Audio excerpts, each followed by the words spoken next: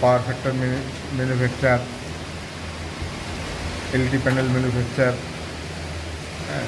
তারপর generator cable layout, generator commissioning, জেনারেটরের cable layout, PFI, ATS, সব ধরনের কাজ আমরা করে থাকি। আর এই যে এখানে যে এটা সুজুকি না, এটা হচ্ছে মাইক্রো 12 স্টেজের একটা রিলে, মাইক্রো 12 স্টেজ। এটাও চেঞ্জ হবে, এটা নাকি কাজ করে না ঠিক মতো।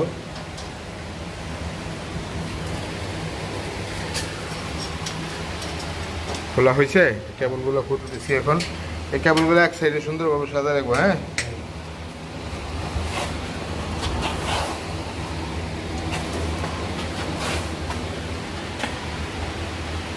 তারপরে কিন্তু এই যে নিচের এইগুলো খুলতে হইব। আর এইগুলোর স্ক্রু কই একটা জানা হারায়। হ্যাঁ, একটাও জানা হারায়। হ্যাঁ, একটাও জানা হারায়।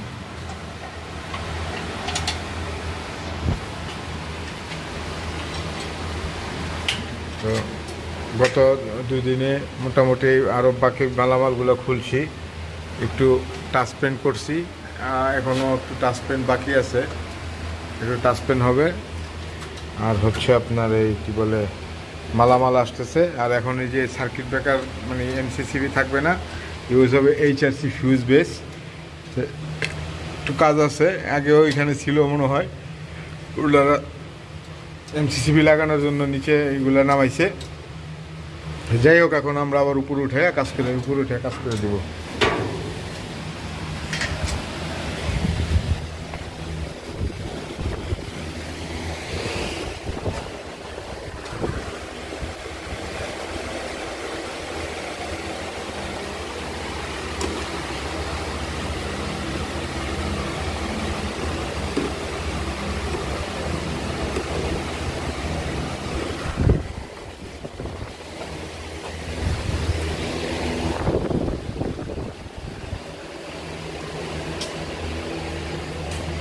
যে আগে যে সার্কিট ব্রেকার খুলছি 50 এম্পিয়ার, 60 এম্পিয়ার,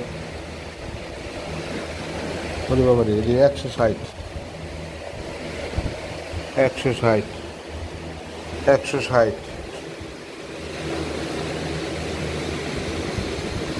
100।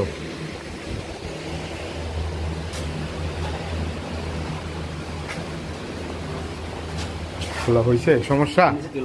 হ্যাঁ, আগে নিচের গুলা খুইলা আবার এই ইলেকট্রিক বোর্ডগুলো লাগায় পরে একটা একটা করে সার্কিট ব্রেকার আউট করে। এই যে